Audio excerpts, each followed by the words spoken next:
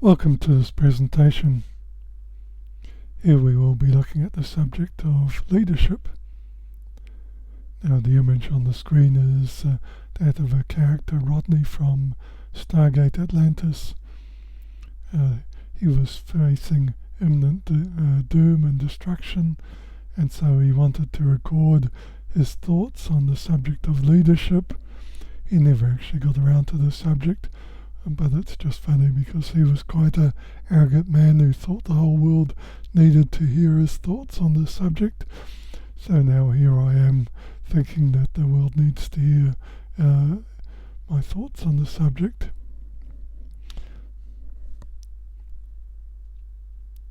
Leadership comes in many different forms, and you might remember from The Empire Strikes Back, where was it the original movie when Darth Vader is motivating the troops to build the Death Star, and many people see this as a typical kind of leadership, a leader being a very strong individual who controls people under them and gives them instructions and just expects them to follow what they're being told.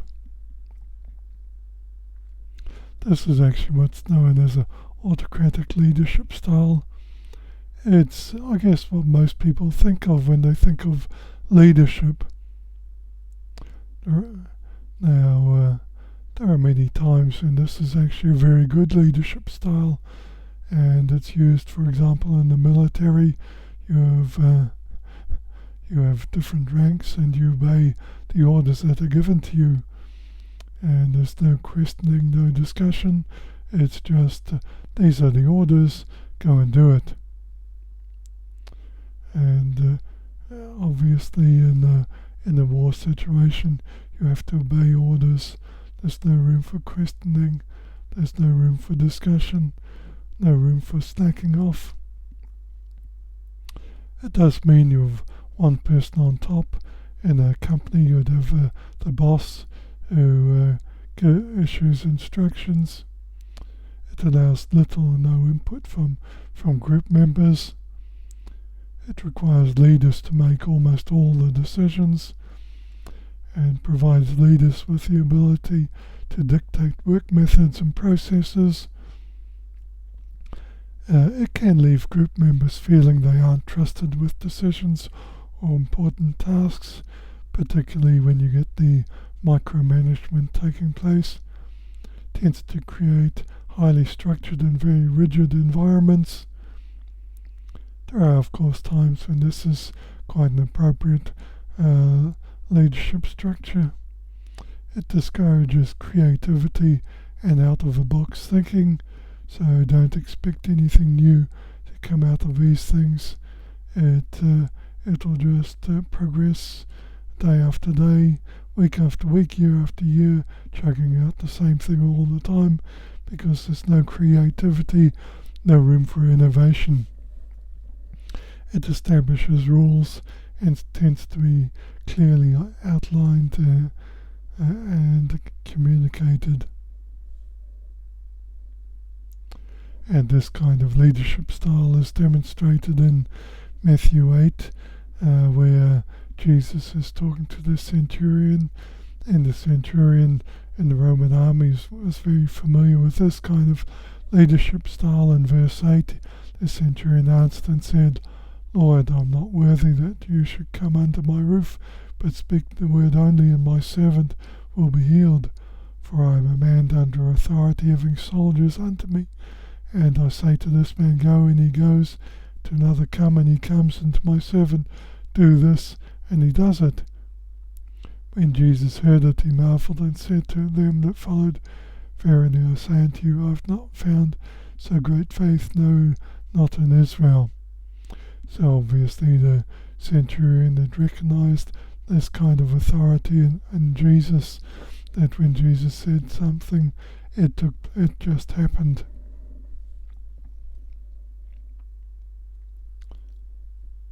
Now, this is not the only leadership style, or there are many different leadership styles, and we'll be looking at a few of them here.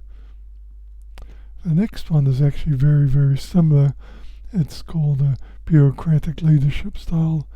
It's similar, except that previously it was all about the man, the leader, the boss. Now it's actually about the rules. So you get fixed processes and rules, and it provides clarity and distinction of roles, jobs, and relationships. Can create very efficient systems, very inflexible.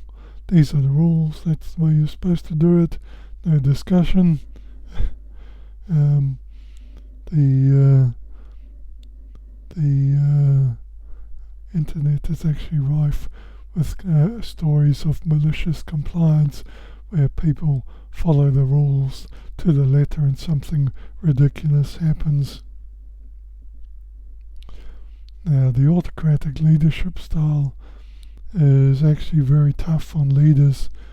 It places a very heavy burden on the person on top, and they often have a very narrow vision, a very limited view of what should be done and when it should be done, and really can't see other approaches. Also, in the bureaucratic style, they can't really comprehend when the rules just don't fit, when the rules aren't appropriate. The rules are often very good rules and therefore for excellent reasons. But for every rule there are times when they just don't work, and there are situations that were never intended to be covered by the rule, but because it's a very inflexible system, people stuck in this mindset tend to not think outside the box, think these are the rules, you have to do this, it's black and white, no other answer. Who are you to not follow the rules?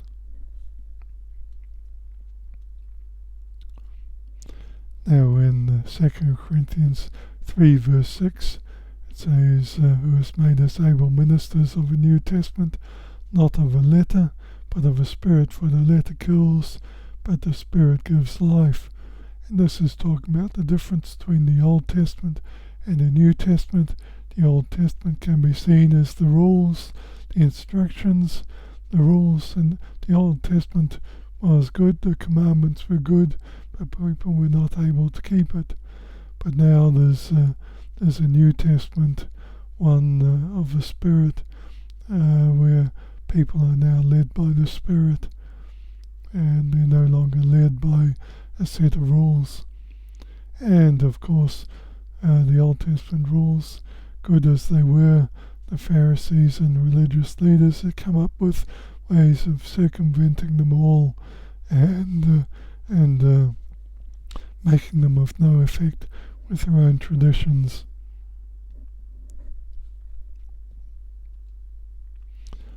For more discussion on this, read Romans chapter 7 for homework. Now, a different leadership style is one that's known as democratic. And in the democratic leadership style, people are encouraged to contribute. You have a lot of people contributing. It can be very good if you have a very talented team with different people with all kinds of experience, all kinds of knowledge, all kinds of backgrounds. They all contribute, and their input is all important. And this kind of leadership style encourages collaboration.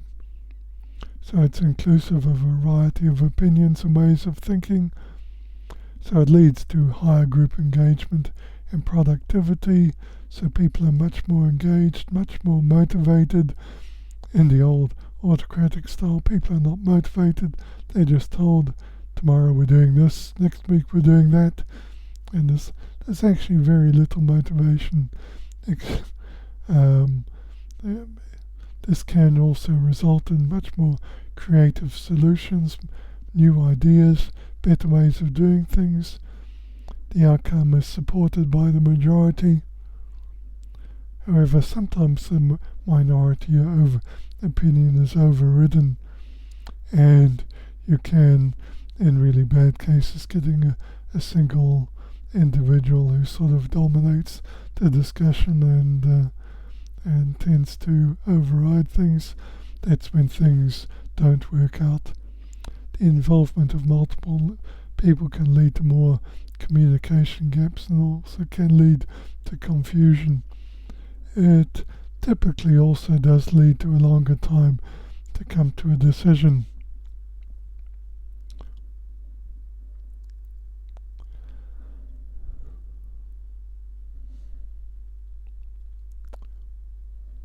Now, in the Bible, it actually gives a good example of why a democratic leadership style is important to give. In Proverbs, a few instances in Proverbs 11, verse 14, where no counselors the people fall, but in the multitude of counselors there is safety. It's better to have a multitude of people giving you advice rather than just have one person giving you advice. One person giving you advice is just a recipe for disaster. You end up with yes men or yes women who just tell you what the things that you want to hear, or you just go to that one person that you know will agree with you. And that's another example in the Old Testament where a king didn't want to speak to one of the prophets because the prophet didn't tell him the things that he wanted to hear. Proverbs 15:22, without counsel, purposes are disappointed, but in the multitude of counselors they are established. So again, it's a kind of democratic approach where you get a multitude of counselors. Proverbs 24 verse 6, for by wise counsel shall thou make thy war, and in the multitude of counselors there is safety. Again, multitude of counselors, not just a single individual making decisions, as the autocratic style would suggest. Now, another leadership style.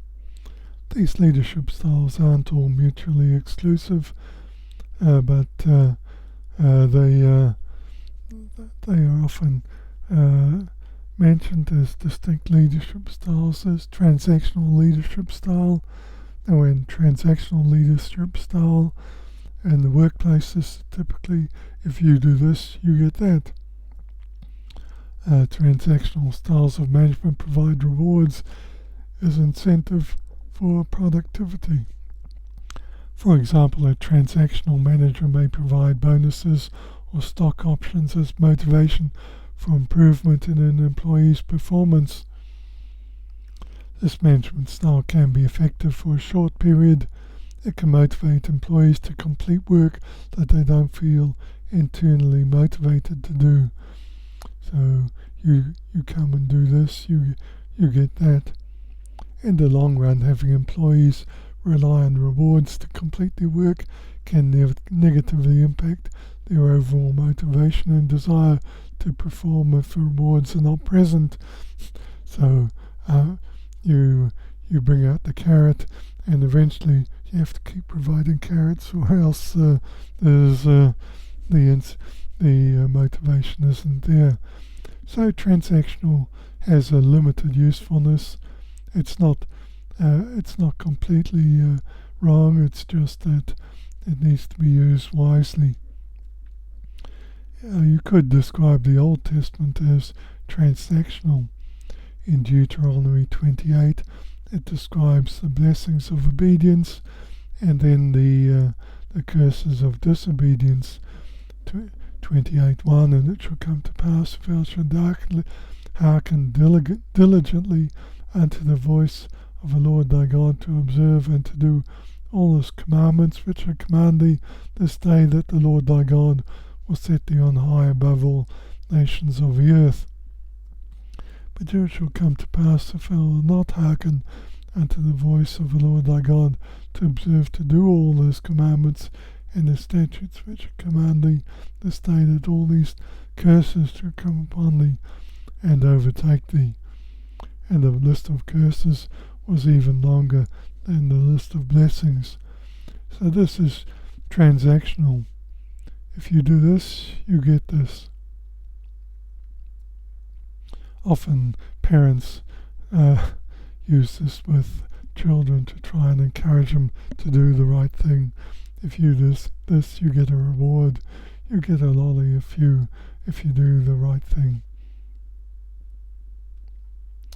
Now, in a sense, the opposite to transactional is transformational. Now, in transformational style, you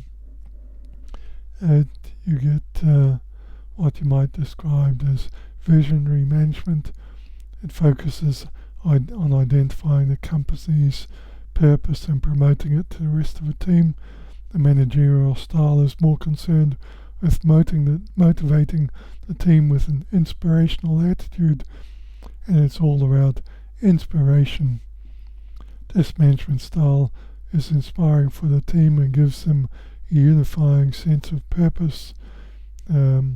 Leaders may find it difficult to incorporate this style for introverted people or leaders who lack the necessary interpersonal skills. You really need the right leader to carry out this kind of style. This style can lead to disorganization for team members who lack the discipline or experience to direct themselves.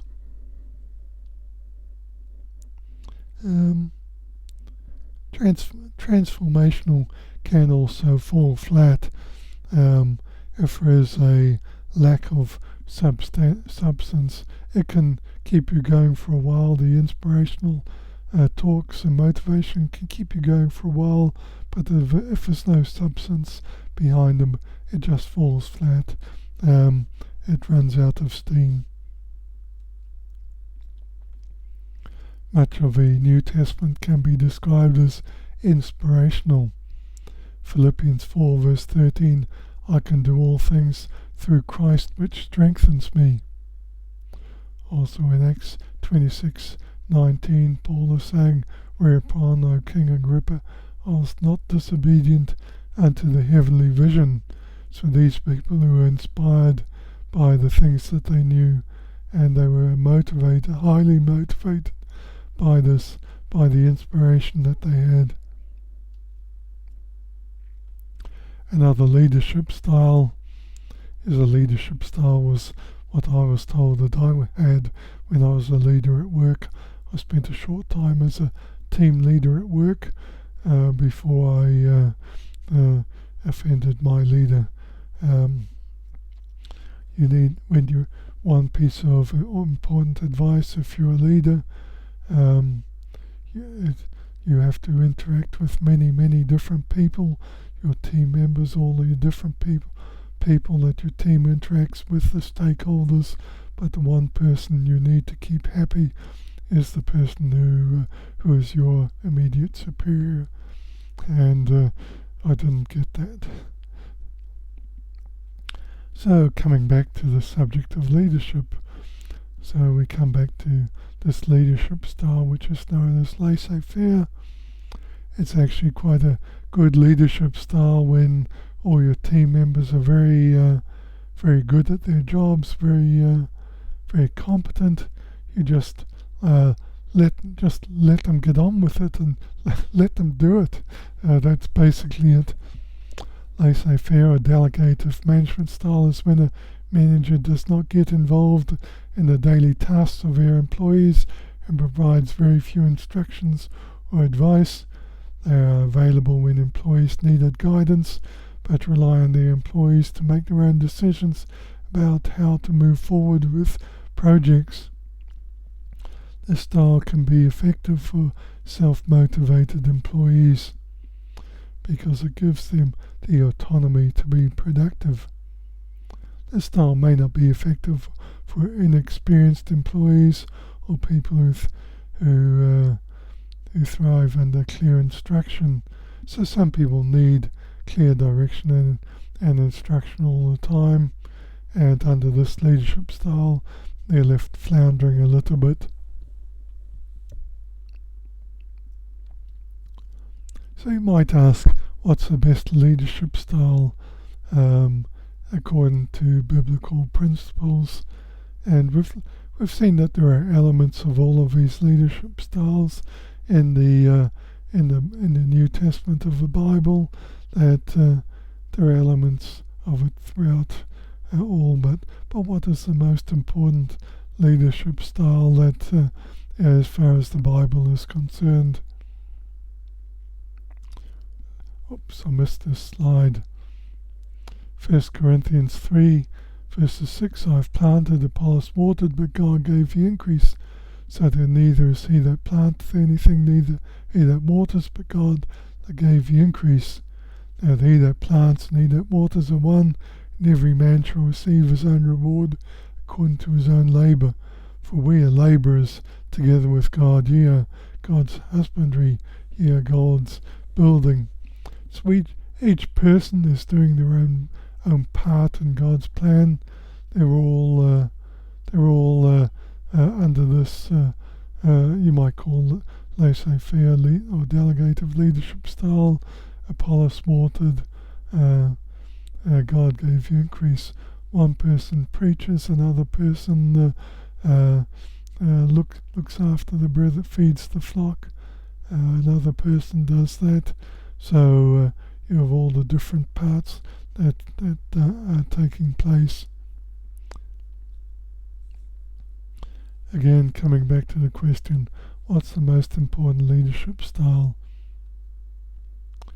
And I believe it's the following one. And I think it's a leadership style that people in the business world have actually taken out of the Bible, has used it as an example for their businesses, and when they do, it can be very effective. It's the servant leadership style. Here the goal of a leader is to serve, and the authority figure in servant leadership environments attempts to promote innovation, empower employees, and assure the well-being of those around them. This leadership style requires an individual to demonstrate characteristics such as empathy, listening, stewardship, and commitment to the personal growth of others, and it leads to very high morale. So basically, instead of a Darth Vader type leader, you have a leader who's actually a servant. They're actually behaving as a servant. They're not telling you what to do, when to do it. They're not telling you go there, don't go there. They're the servant. They're listening. The characteristic of the autocratic style, the opposite, is they're talking and they're giving instructions. The servant leader, they're listening.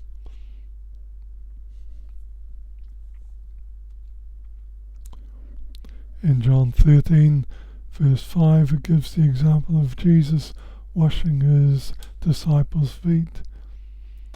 It says, after that he poured water into a basin and began to wash the disciples' feet and to wipe them with the towel wherewith he was girded. And he said, you call me Master and Lord, and you say, well, for so I am. If I then, your Lord and Master, have washed your feet, you also ought to wash one another's feet. For I have given you an example, that you should done as I have done unto you, as I have done to you. So here's Jesus, Lord and Master. And we can say much more about Jesus and his authority and his power and his dominion, but there he is, washing his disciples' feet and saying, this is an example. You need to follow this example.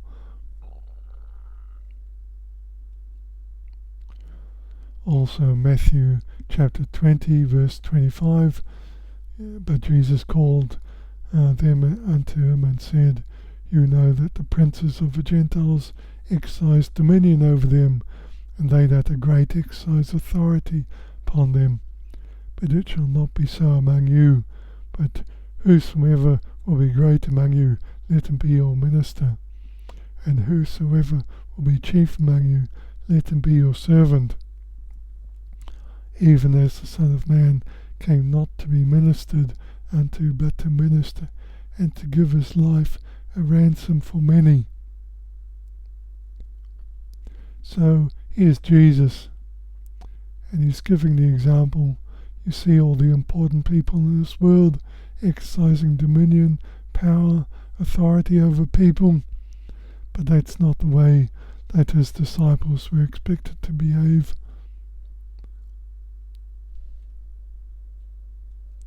Finally, 1 Peter chapter 5 verse 3, neither as being lords over God's heritage, but being examples to the flock. So not being lords, not being these Darth Vader type rulers over the flock, but just being examples of how to behave. So I'll leave those thoughts there. Just a reminder that there are many different kinds of leadership in the workplace. You might find different styles are required depending on the circumstances and the people, and the employees and the bosses.